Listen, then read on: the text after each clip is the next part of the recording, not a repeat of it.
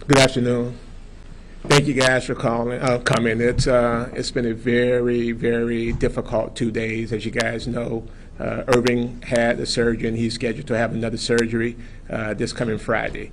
So it's been extremely tough on him. You may have seen a photo of Irving circulating.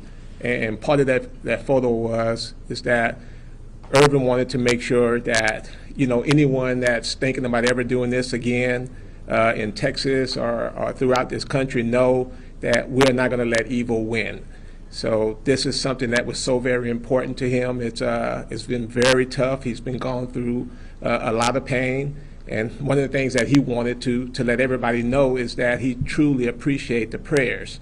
And he wanted to make sure that he sent out prayers to the victim's family. That is so very important to him because there's a part of him that's feeling guilt when you think about the young kids who are not here. That is just to know the type of person Irvin is. He's always putting other people before himself. He's always a happy guy, and just to see him through this very tough and difficult time, still somehow trying to smile when we know that he's suffering inside. It's just been something that's remarkable. One day you guys are going to have the opportunity to talk to Irvin, and he's going to tell you guys his story. But it's situations like this should not happen. We've been hearing about the background of the shooter, and one thing that I think is so very important that people may be missing out on. They talked about his military record. And they talked about the fact that this was someone that was basically placed out of the military because of mental health issues and other concerns. Well, we know that the military, for one, has reporting requirements. And we want to know, why was a person like this, someone that had his problems was so serious that he was kicked out of the military, how was he able to have access to all those weapons? So these are things that we are looking at. It is so very important to Irving that we find out why this happened and whether this was preventable. And we know now that we've heard reports that this guy has been looking at the shops in Allen since as early as May of 2022. And when you hear these type of things and when you realize that this is a person who had problems, and this is a person that our military knew had problems, and this was not the type of person that they felt should be protecting our country. So if the military felt that this was a person that should not be protecting our country, then I think everybody has an obligation to make sure that an individual like that, when I hear that he legally purchased the weapons, that becomes a great concern. Someone like that is able to legally purchase weapons. Because it now put everyone in danger, and this is a serious problem that we need to make sure is not occurring anymore. If the military is going to release problematic people, we need to make sure that the military is letting people know that we have people who perhaps may be a danger to our society, and that is a person who should not have access to a weapon. So sitting to my right is Irvin's baby daughter. You've heard so much about Jasmine. And Jasmine's going to give you just a little update on Irving and how he's doing, the conditions that he's in right now. And she's going to answer questions. And to the left of me is Anthony Calamy. Anthony is like, he's Irvin's fraternity brother, but he's like Anthony's blood brother. He's been with Irving from the very beginning. So he's seen everything that Irvin has gone through. He's able to answer questions about some of the surgeries that Irvin is going to have. But, one of the things that you guys haven't seen yet, which is very difficult to look at, when you look at Irvin's body, it actually looks like somebody got and was just taking a marker and just putting it on his body. And that's the bullet fragments. That's on his body, and there are so many bullet fragments that's large inside of his body that the doctor finally said there's just nothing that we can do about it. So there is also one, and Jasmine's going to talk about that, but only inches away from his heart. And there's nothing they can do about that. And the one thing that they hope, and that's going to prevent it from moving, is that scar tissue is going to build up on each side and move. So as you can imagine, Irvin has to deal with that for the rest of his life, knowing that just any movement, any contact with his heart can cause serious problems. So I'm going to let you hear from Jasmine, and then we'll hear from Anthony, and we'll open up for any questions. Hi.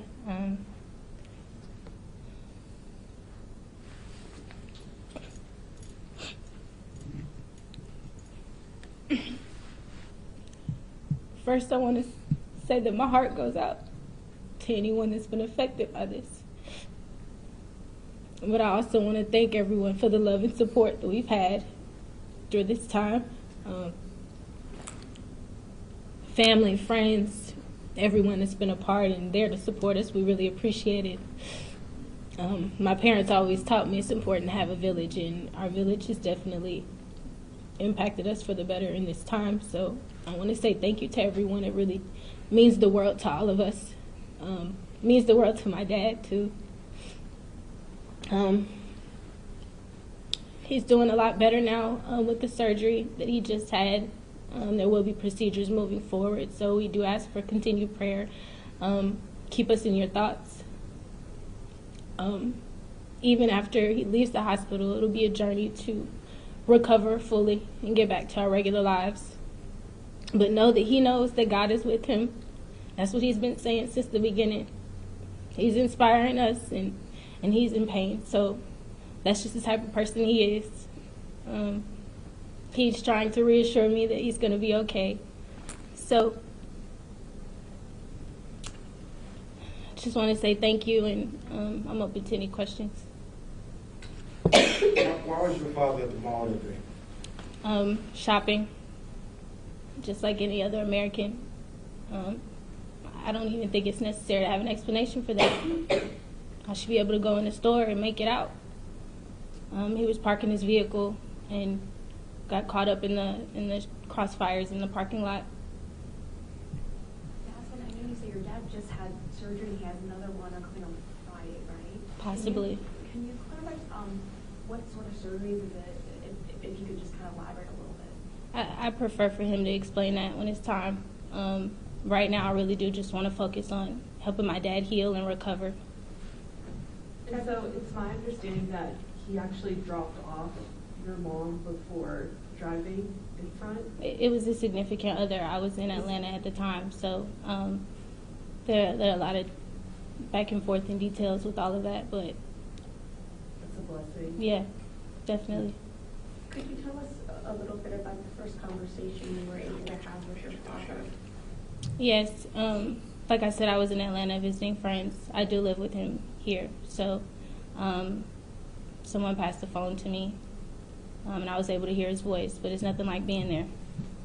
Not knowing what's going on, even if you have people in the room explaining it to you, it's nothing like being in the presence of family. Is there anything you want to say addressing the gun violence that we're seeing in this country? We just got to do better. We got to do better.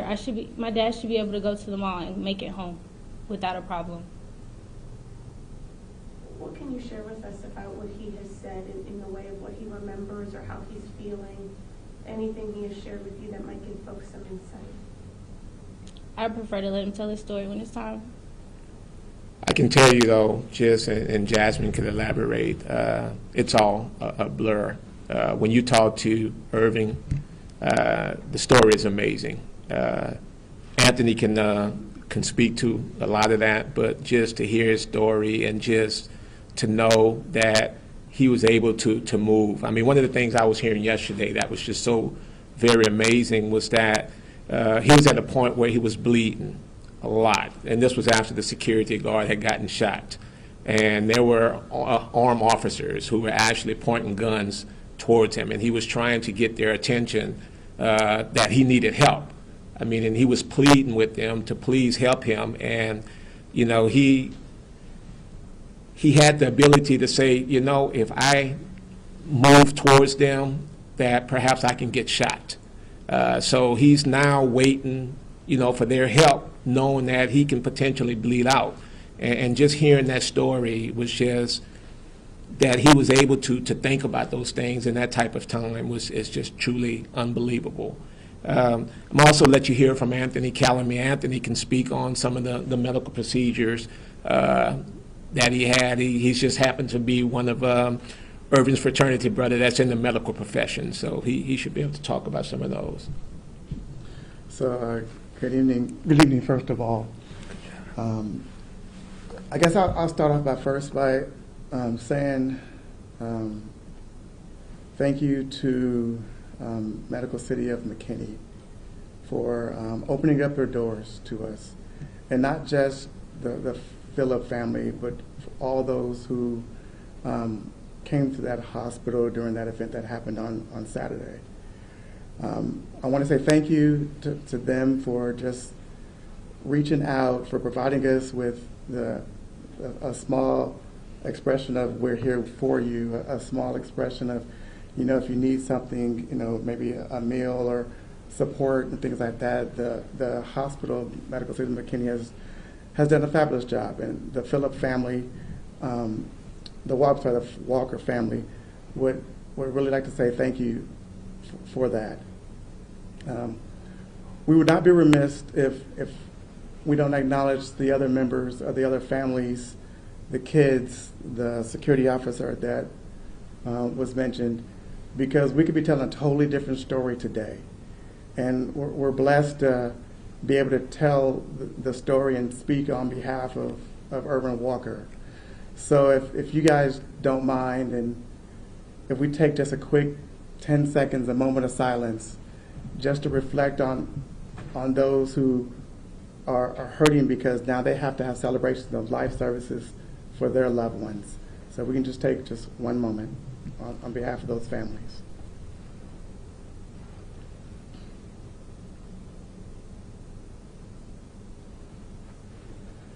Thank you.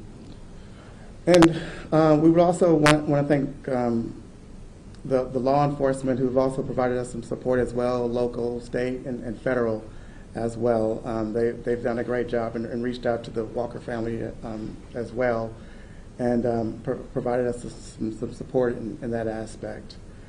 Irvin Walker's spirit is alive. He is engaging. He is still the spirit that when I went and saw him less than an hour ago was offering me something to drink. Do you want some water? Do you want this beverage? And I'm like, Irvin, I need you to rest. You don't have to cater like you're at home. But that's his spirit. That is who Irvin Walker is. He never meets a stranger. If you break bread or have dinner with them, your family, that's Irvin Walker. He tells an awesome story, like Daryl has related to, Jasmine's related to. He tells an awesome story of survival and what he did and the peace he had as he went through those moments to get to where he is today. I wish I could tell it to you, but there's only one man that can tell you that story, and that is Irvin Walker himself. You live through life and you experience things, but no one can speak on your experiences. So Irvin Walker can speak on his experiences and what he went through at that time. From college days, when I first met him on campus of Grambling State University until today, through growing up as men to getting married, having children, just growing up to be a professional and working day to day, just like every American. We don't expect to do an everyday routine, go to the mall, and expect not to have a good time with your significant other, and not return back home safely. And that's where we are today. That is exactly where we are today, where unfortunately the level of comfort has been replaced with the level of slightly fear. And we have to do something better. We have to. We have to. Are there any specific questions that you have for me? Can you talk to us about the first conversation you had with him in the hospital? I can. So I received the phone call pretty similar to the way Jasmine received hers, that he was in the He had received gunshot wounds and was going to the hospital. When I made it to the hospital, I went back, and he was in, I believe, ICU at the time. And he just kind of looked at me and so he said, Calamy, that's my last name, Calamy. I'm like, yeah, Walker, yes, sir. He was like, they can't take me out. I'm God's people. He covered me. He had me protected. I said, yes, you are. You're God's people. And we thank him for that. I mean, he talked about how he just sang praises throughout the whole ordeal, quoted scriptures throughout the whole ordeal, just doing what he grew up learning, and that all came back to him, his religious beliefs, the religious scriptures that you learned. All that came back to him, and he just quoted and used every bit of strength in him to make it to where he was. So the first conversation I had with him was, yes, he's God people. He made it. He survived. And I wouldn't expect anything else from Irvin Walker. Sir, I think you had mentioned before that obviously being the survivor of such a tragedy, there's a lot of complicated feelings, including maybe some survivor's guilt, you said. How has he been processing that, and what has he said in that way?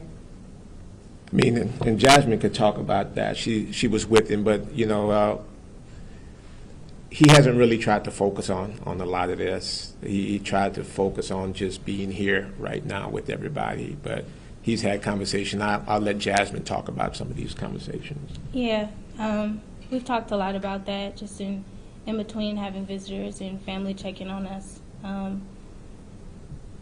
It's a really difficult thing to think about every day. We're all having to kind of heal from it. It's going to be a journey for sure. But to know my dad is to love my dad. Even some of the ER nurses that helped him that night have come back to the room and expressed how great it was to have prayer coming from their patient. Imagine what that's like. A lot of people have come back to the room saying that he's so spirit-filled, and it's a relief to have someone that has faith in the people that are taking care of him.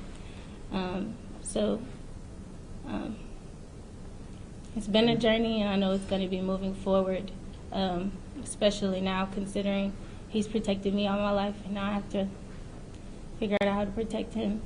So. Yeah, I was going to ask you, Jasmine, you seem real close to your dad. What type of father, what type of man is he? Let us know who he is.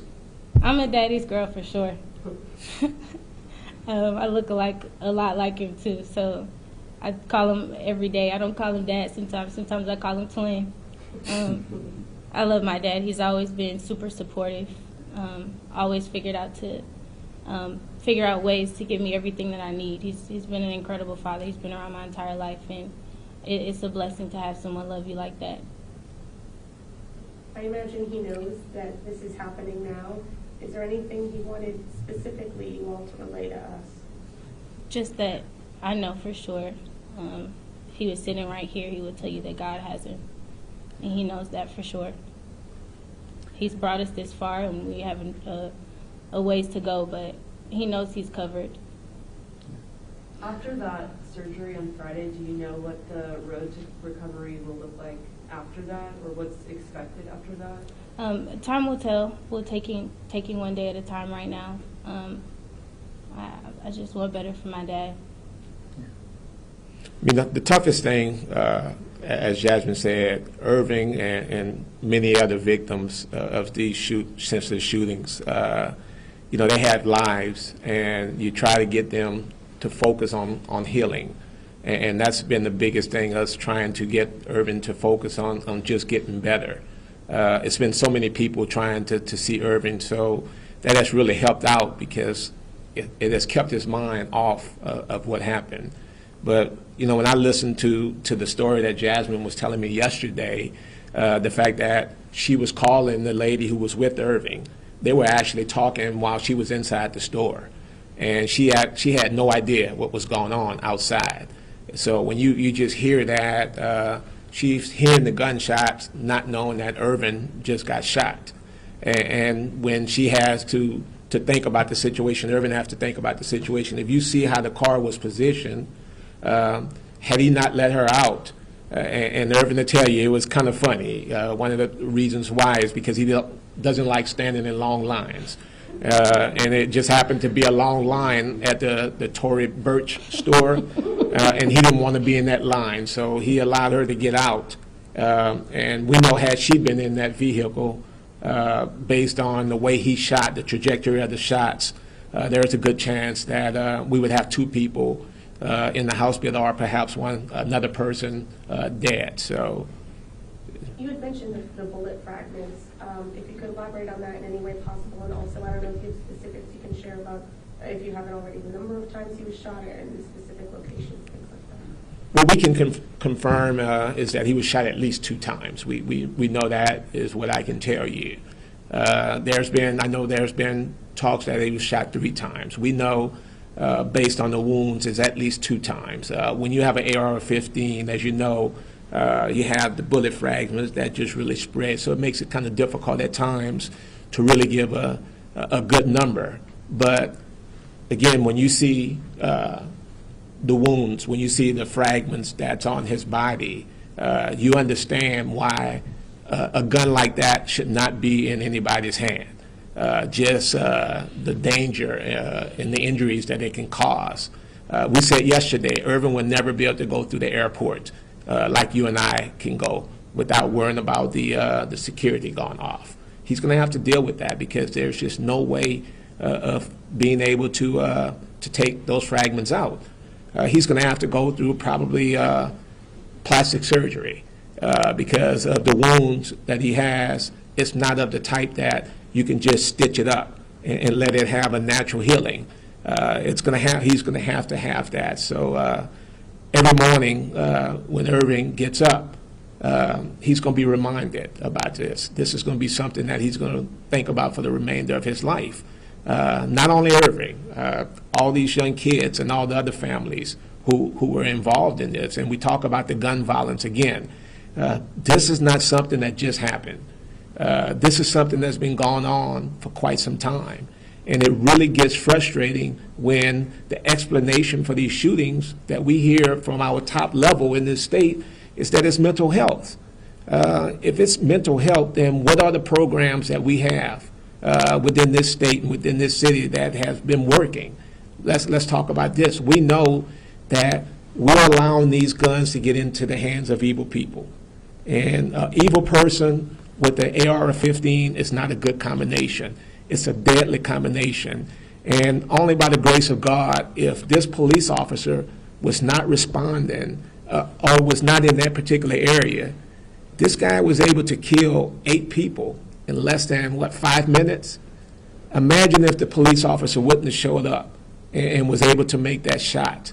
We can be talking about hundreds of people who are dead. So we hoping that there are going to be some procedures that are going to be put into place that are going to make people comfortable with going out to these shopping malls, knowing that they're going to be protected. I know the way I go to shopping malls, and those strips will never be the same again. And this is the type of society that we're now creating because people don't want to have these strict gun control laws that we need to have, that we deserve to have. If I could just ask Jasmine, to that point, I think a lot of people right now are on edge, going out to a mall or to a grocery store with this top of mind. I wonder for you, kind of your perspective of going out, are you more on edge? Are you nervous? Is that something that's affected you that way? Definitely, I'm a little bit more on edge. I try to think about what my dad would say, which is say you are protected. But there's definitely apprehension and hesitation to leave the hospital, especially right now. I'm his bodyguard right now, so I like to stay right beside him. Try to go out and get some air sometimes, but I like where I'm at right next to him right now. So. All right, are there any more questions? All right, any final words from either of you? Yeah, I do want to make just one statement. Irvin Walker wants to thank all of the supporters. There's been a campaign, a GoFundMe campaign that has that people have been given to for the past, I guess, couple of days, and he is so thankful for those that have given, those who have called and text and send flowers to his room and balloons and just the outpour from friends of friends of friends, and then total strangers. He really wanted me to make sure that I expressed that out of anything, that he is appreciative of all of the support. I can't do it justice on how much he really wants to say thank you for doing that, because it's not required, and it's not, you know, it's nothing that he asked for. It's just people outpouring their support for him, and he is truly and abundantly grateful about it. And shortly before we arrived here, Alpha Phi Alpha Fraternity, which is the largest Black Greek letter organization, issued a statement on behalf of the victims, including Irvin, who's a member of Alpha Phi Alpha. They're going to be here. The fraternity is going to be in Dallas in July for their national conference. So they intend also on addressing these gun control issues that we have in here in the state of Texas. So, all right. Any final words from you? That's good. Thank you.